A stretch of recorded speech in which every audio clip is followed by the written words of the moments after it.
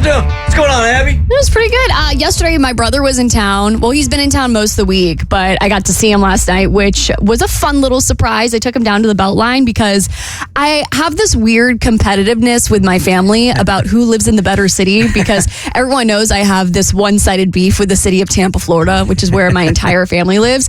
And I think Tampa as a whole is like a beautiful city. Like, my hate is not with the natives of Tampa. My beef is not with the the scenery of Tampa. Like, it's beautiful.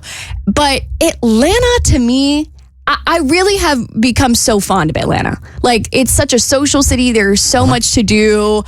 Granted, there's no beach, but like, I don't care. Like, you can fly to the beach. Whereas Atlanta, like, when I took him down to the Beltline, I was so proud when I took him to a restaurant that there were people out. I was like, see, you don't see this in Tampa. Nobody goes out in Tampa, which I'm sure they do, but I haven't found the places, because every time I ask people where are the cool places in Tampa, nobody knows where to tell me to go.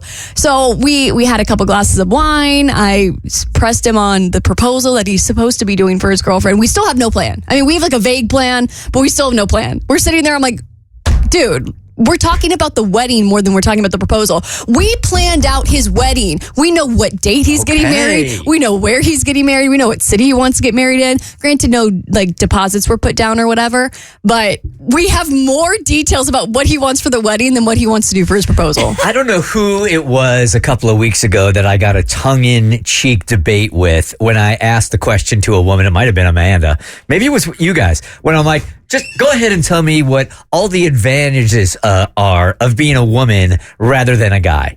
And the list ended at like 3 things. And she and the women around me were just like, yeah, that's really all we got.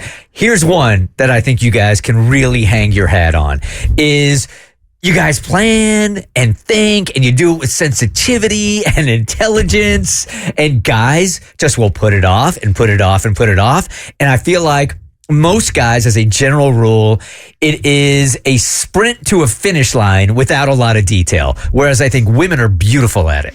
And that's exactly where I've kind of had to swoop in, because he'll send me a text with a couple of ideas and I immediately have to hijack it. I'm like, no, we're not doing that. We're doing this. And obviously I don't want to give specifics because, you know, the proposal hasn't happened yet. And I don't want to like give anything on the radio in case it gets back to her.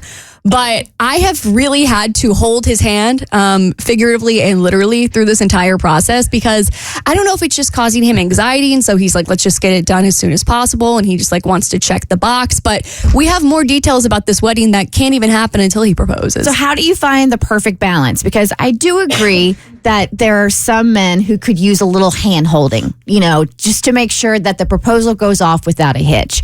But also it needs to be them. Like it needs to convey them and their personality. And I'm trying to figure out what the difference is. I completely agree. And where I'm saying that I'm stepping in, it's more of like if my boyfriend was planning my proposal, I would want my sister-in-law to step in this way, if that makes sense. Got it. That like it's not to hijack and it's not to make it about me. It is I'm thinking about the bride and what I think the bride will appreciate, and maybe it's a detail he hasn't thought is important. Excuse me. I wish I could blame that on allergies, but there is no pollen in the air. So I think we're seeing this with Jackson also, and I think I can speak as a guy on this, is that we feel like there's so much pressure for everybody involved in a wedding, right? The guy really doesn't have, if the woman wants to take control over the planning, all that much to do. All right, we got to pick out the ring and we got to propose. So those 2 things seem monumental to us because we don't want to mess up just the 2 things that we have to do. So rather than go forward and still have like this grain of doubt that it's not going to be perfect for her, because we have heard over the years that, look, the proposal needs to be perfect. The wedding needs it perfect. That if we don't make it perfect for her, then we're going to somehow let her down. And I think that's where guys stumble. So he's kind of like in a functional freeze. Yeah, like Jackson. That's a little bit like Jackson with his proposal and stuff. He is in a functional freeze. Jackson has definitely spun his wheels on certain things. And I've kind of, oh my God, am I like the proposal whisperer? Because I've been back there like coaching Jackson too. I'm like, it's going to be fine. Like, just get down on one knee with a ring. And for all intents and purposes, like my brother's girlfriend, very chill. Jackson's girlfriend, very chill. Like, I feel like the bar is at an appropriate level of low. And I'm just here to be like the fairy proposal godmother and be like, get the photographer, make it pretty. Just put in a decent amount of effort that shows that there is some intentionality behind the fact that you are taking her off the market for forever. That holds a lot of credence. And, you're asking her parents if you can do that. Like that's a big moment in life. So take some time, think about it, and then just go for it. So I'm curious if we're looking at the time that he has spent up until now not doing anything and the time it took you to knock it out for him last night. What do those two look like? You guys don't even understand. By the time I didn't even finish my glass of red wine, and I already had more details planned out about both his proposal. And I had like spreadsheets. I pulled up the Pinterest board. I had floral websites that I'm like emailing and doing like all the things. You're giving him vendors too. The vendors are going to my Bert Show email. I'm like sitting there like, okay, well, we'll do. So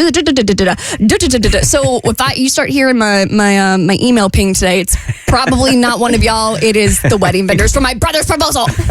There's more stress on you with this proposal than there is anybody else. Truly. The Bert Show.